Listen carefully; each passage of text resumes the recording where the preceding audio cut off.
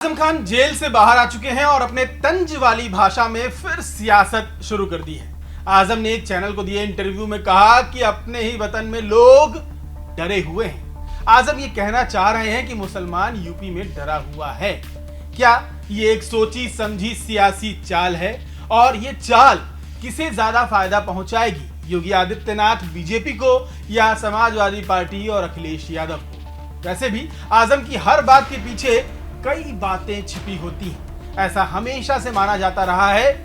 वैसे भी उनके जैसे पढ़े लिखे और सभ्य मुस्लिम नेता सियासत में इक्के दुक्के ही होंगे, लेकिन अभी बात यह है कि इन लाइंस का मतलब क्या है। तो चलिए समझाते हैं और सियासत का खेल जो आजम खान खेलने की शुरुआत कर चुके हैं उसको बताते हैं। आजम खान बोले, मोहब्बतें बहुत कम रह गई हैं, रिश्ते बहुत उदास हो गए हैं, दिल बहुत दुखी रहने लगा है।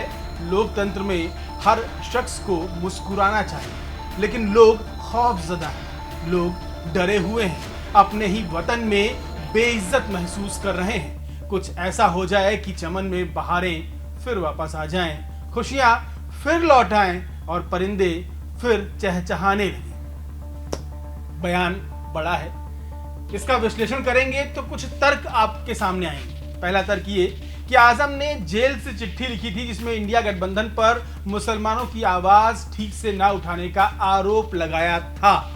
तो क्या यह बयान इंडिया गठबंधन और अखिलेश की ओर इशारा है? दूसरा तर्क ये आता है कि संभल बरेली जैसी हिंसा के बाद योगी आदित्यनाथ कहते हैं कि मौलाना को पता नहीं कि यूपी में किसकी सरकार है। क्या आजम योगी आदित्यनाथ की सरकार पर हमला कर रहे हैं? तीसरा तर्क ये है, मुसलमानों के डरने वाली बात कहकर क्या आजम खान ध्रुवीकरण का पत्ता फेंक रहे हैं, जिसका फायदा अखिलेश से ज्यादा बीजेपी को हो सकता है?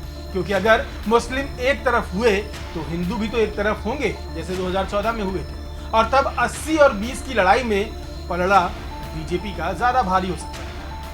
एक तर्क और है कि आजम खान एक मुस्लिम नेता हैं, तो वो मुसलमानों के डर की बात कर अपने पुराने गढ़ को ऐसे भावनात्मक बयानों से मजबूत करने की कोशिश कर रहे हैं। ये भी हो सकता है।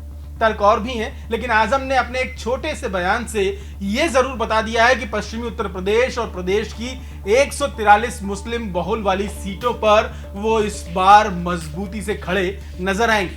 आपकी क्या राय है? हमें कमेंट करके जरूर भेजिए।